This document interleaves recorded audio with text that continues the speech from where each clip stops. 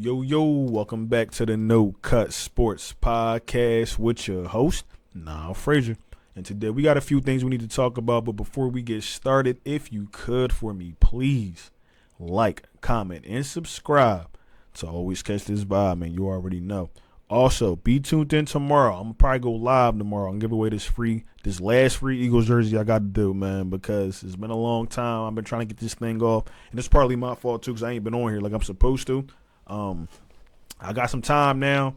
Hopefully I can start pumping these joints out every day for y'all. So even if it's something small, I'm gonna get y'all something out, man, because I'm trying to grow my channel.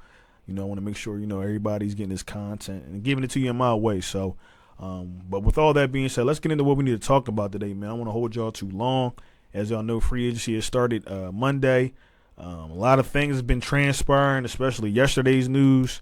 As y'all know, C.J. Gardner-Johnson was traded to the Texans. First off, I didn't even see that coming. And then he came out later on and said, money purposes. The young guys got to get paid, which I understand too. But I feel like it's more to that, man, because it's like he here 1 year and then he leave. Then he come back, and I'm like, all right, everything peaches and cream, and he going again. So I know him and Darius Slay had that little tiff on X or whatever the case may be. But at the same time, I'm just like, man, come on, man. CJ, bro, he's a ball hawk. So now we have to find a good safety. I like Tristan McCullough, but he is not a CJ Gardner-Johnson. He's not there yet. Cindy Brown's another guy. He's been playing on special teams, but at the same time, he has not been playing, safety. So I would like to see Cindy Brown back there because he's violent and he got that attitude like a CJ Gardner-Johnson.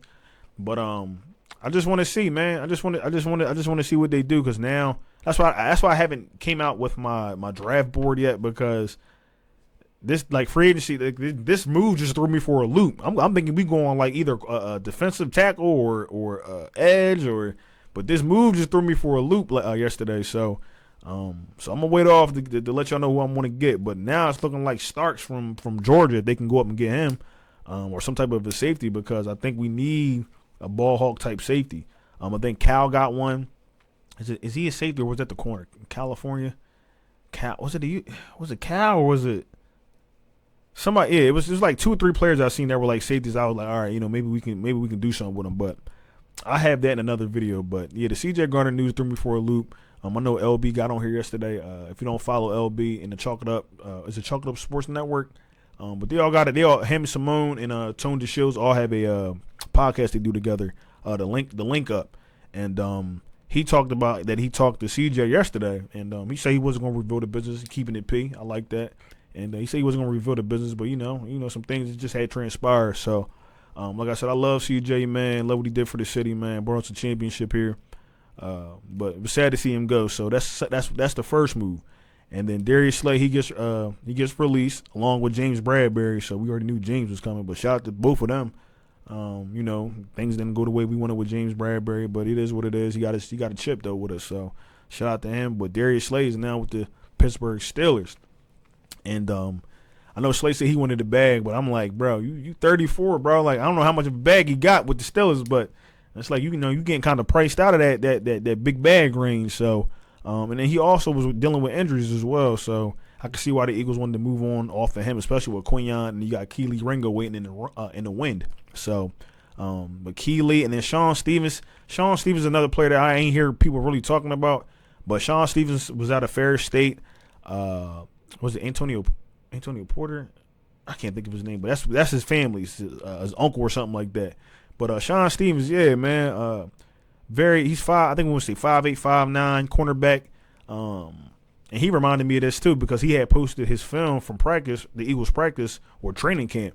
And he was out here getting, catching intercepting deflected passes and intercepting quarterbacks. So maybe he's another player that people ain't been talking about. But I feel like that could be a player that might be able to do something if given the opportunity. So, but it's some holes, man, that we do got to fill. Josh Sweat leaving, he got 20-something mil to go to the Cardinals. Which is, Josh Sweat. I like Josh Sweat, but I feel like we can find a player that can top Josh Sweat, because Josh Sweat was like, he like in the Super Bowl he snapped, but the playoffs and in the regular season he was kind of like kind of fell off a tad, but nothing crazy. But like he kind of fell off a tad bit, and then got back on the horse when it mattered the most. So I can't fault the man for that. But he got his bag going out there with the Cardinals.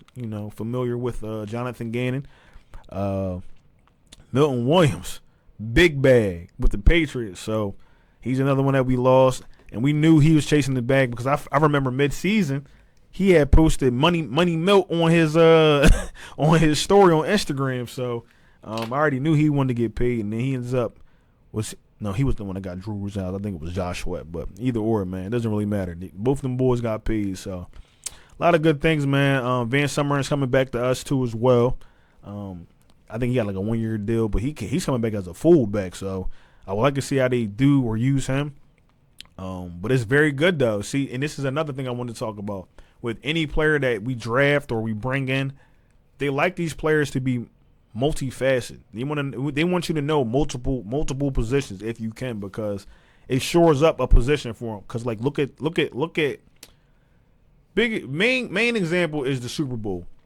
Was it Toomey or Tomey, however you say his name, wasn't playing his true position, whatever the case. I forget who the player was, which offset everybody else. And no wonder we was getting all rushing. I mean, not to say we ain't like that, but you made it easier for us to get there with a forefront. So, yeah, man, you wanna make sure that that line is together. So, but yeah, man, I don't know, man. I don't know. The CJ joint just threw me off. So I was just like, damn. That really just threw me off, man, because I like CJ. So, but the next person that I did want to talk about is AJ Dillon. Now, AJ Dillon, I feel like is a sleeper pick because, bro, he's built just like Saquon. He can run. I think he run like a 4.3, 4.4. Now he is recovering from a neck injury where he missed most of last season with. But when he was a free agent, a year or two ago, I think that's when I had first started this podcast. I was saying let's try and get him because I felt like he'd be a decent addition to the team because he can catch in the backfield, he can block, he gonna lower his shoulder and go through a player, all the requirements that you want from a running back. So, yeah, man, AJ Dillon, if he can stay healthy, I would love to see him behind Saquon.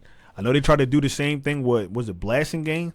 Who's seen the field a few times? Don't get me wrong, and I don't know if he's still on the team, but maybe they try to start working something. And I had said this, what the Lions do with Gibbs and what's the other running back name out there? I can't think of his name, but what is his name? If y'all do know it, just drop it in the comments. But Jahmyr Gibbs and my man out there, Knuckles and Sonic, whatever they call themselves, but trying to do something like that with a Saquon and another running back because Saquon, got a new deal, things like that. So you want to keep those miles low. You don't want him to be running like he did this year. And if he can, then yeah, do your thing. But if you can put a 1-2 punch behind that offensive line, bro, that's just letting me know you want to see more running. And it's crazy that somebody had to go out there last year with the damn sign and say Nick Sirianni run the ball more. Now we go get Saquon Barkley. He ran us to a Super Bowl championship. Sometimes the fans can be right, man. So make sure y'all get that out there when y'all got some some interesting things you need to say, but or that can contribute. But overall, man, like I'm liking what we doing. We got to trim off the fat.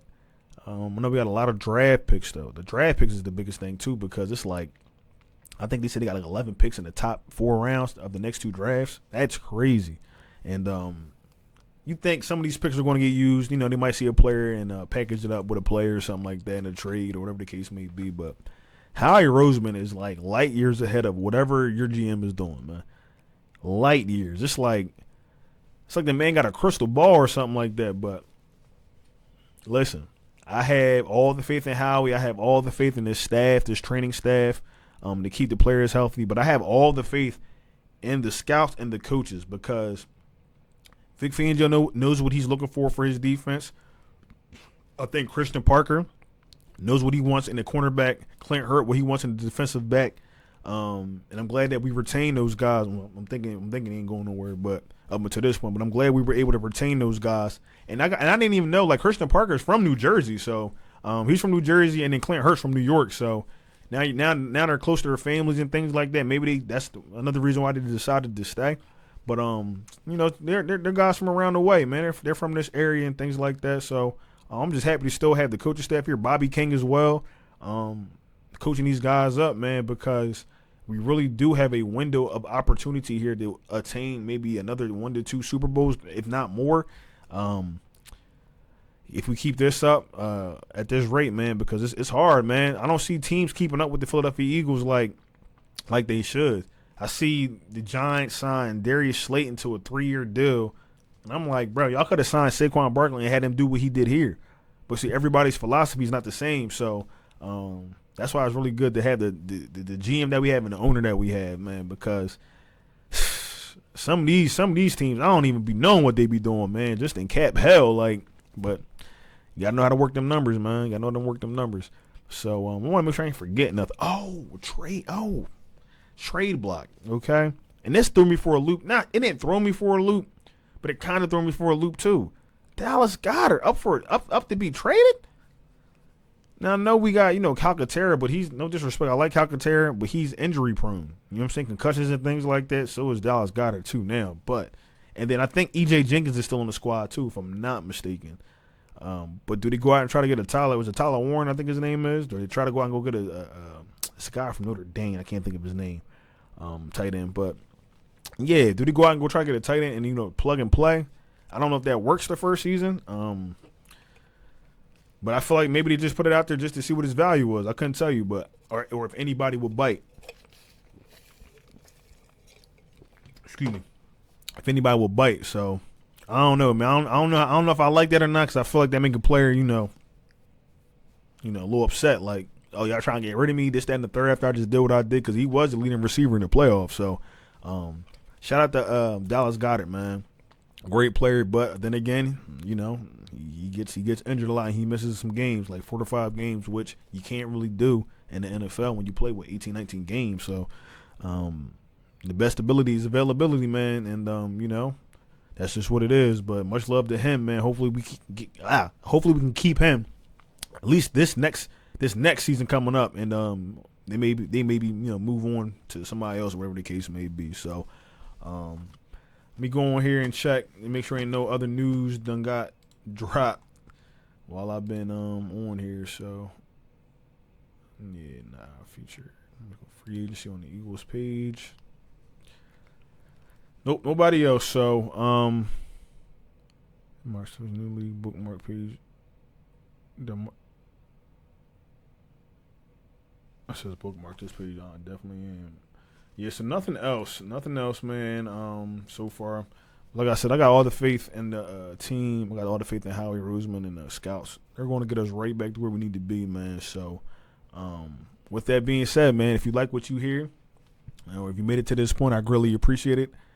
Also, don't forget tomorrow I'm gonna probably go live or make a video and give away this last Eagles jersey from the NFL Pro Shop or wherever the Eagles Pro Shop, and get it out to you. So.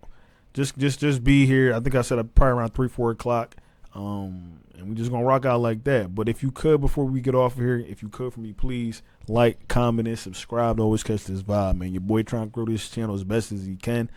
Even too, like if y'all got any advice or anything like that, man, drop it down low, man. I ain't, what I'm saying, one of them.